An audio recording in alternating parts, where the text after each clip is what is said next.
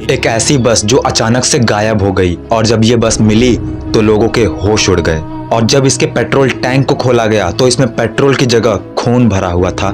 ये कहानी इतनी ज्यादा क्रीपी है कि जब पुलिस वालों ने इसकी रिपोर्ट बनाई तो उन्होंने साफ साफ शब्दों में लिखा कि इस बस में सवारी बनकर तीन भूत चढ़े थे। तो इतने से ही आपको पता चले गया होगा कि हम बात कर रहे हैं रूट नंबर 375 बस की। तो क्या है इसकी एक्चुअल कहानी और क्या इसमें सच में सवारी बनकर 3 आत्माएं चढ़ी थी? तो आखिर हुआ क्या था इस बस और इस बस में बैठे पैसेंजर्स के साथ, जानेंगे इस वीडियो में। तो हेलो, मेरा नाम है प्रिंस और आप देख रहे हैं डेविलवर्स।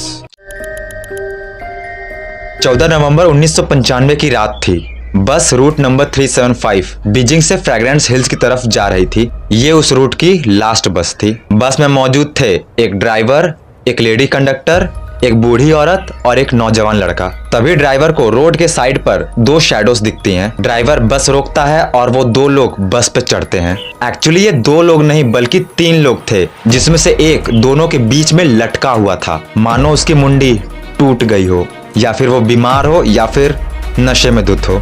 वो बूढ़ी औरत बार बार उन तीनों को ही देख रही थी और तभी अचानक उस बूढ़ी औरत को क्या हो गया कि वो बस में बैठे नौजवान लड़के से झगड़ा करने लगी कि इस लड़के ने मेरा पर्स चुराया है। वो बार बार ड्राइवर को बोल रही थी कि बस को रोको, मैं इसकी पुलिस से शिकायत करूंगी। ड्राइवर ने अगले स्टॉप पर बस रोक दी और वो बूढ़ी औरत उस नौजवान लड़के के साथ वहीं पे उतर गई।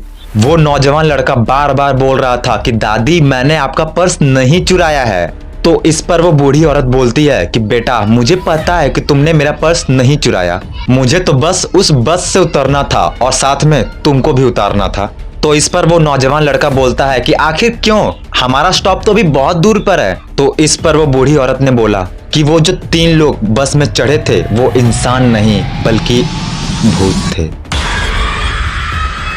बूढ़ी औरत ने बताया कि हवा की वजह से उनके कपड़े उड़े थे और मैंने देखा कि उनके पैर नहीं थे, वो लोग हवा में खड़े थे।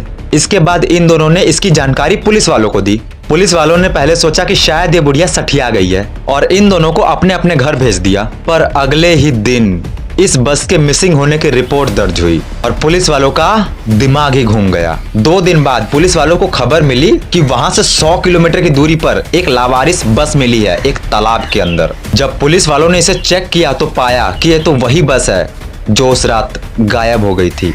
इसमें से 5 डेड बॉडीज मिली, जिसमें से ड्राइवर और कंडक्टर की बॉडी ठीक ठाक थी, पर वो बाकी के 3 लोग की बॉडी पूरी तरह से सड़ चुकी थी। फॉरेंसिक टीम ने बताया कि इन तीनों की मौत बहुत पहले ही हो चुकी है और जब इस बस के पेट्रोल टैंक को खोला गया तो उसमें पेट्रोल की जगह खून भरा था। उस बूढ़ी औरत और उस नौजवान लड़के के उतरने के बाद ये बस किसी भी सीसीटीवी फुटेज में कैप्चर ही नहीं हुई। सोचने वाली बात यह है कि आखिर ये बस सिर्फ 16 किलोमीटर की दूरी तय करती थी, तो इसके पास 100 किलोमीटर जितना सफर करने का पेट्रोल आया कहां से? ये कहानी इतनी ज्यादा फेमस हुई कि इसे हर न्यूज के फ्रंट पेज पे छापा गया। अब सोचने वाली बात यह है कि क्या ये सब सच है?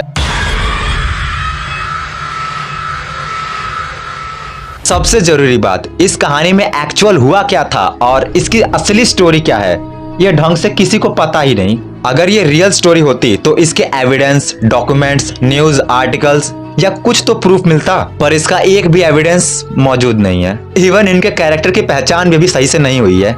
कोई कहता है बस में 3 नहीं बल्कि 4 लोग चढ़े थे, कोई कहता है बस में बूढ़ी औरत नहीं बूढ़ा आदमी था। कई जगह बोला जाता है कि बस में एक कपल पैसेंजर्स भी थे। आप ही सोच के बताओ, अगर ये कहानी असली होती तो इस कहानी के इतने सारे पहलू नहीं होते। एक फिक्स कहानी होती और एविडेंस के साथ होती, पर यहाँ पर ना तो इसका कोई वैलिड आर्टिकल्स है, ना ही कोई न्यूज, ना कोई डॉक्यूमेंट्स और ना ही कोई एविडेंस।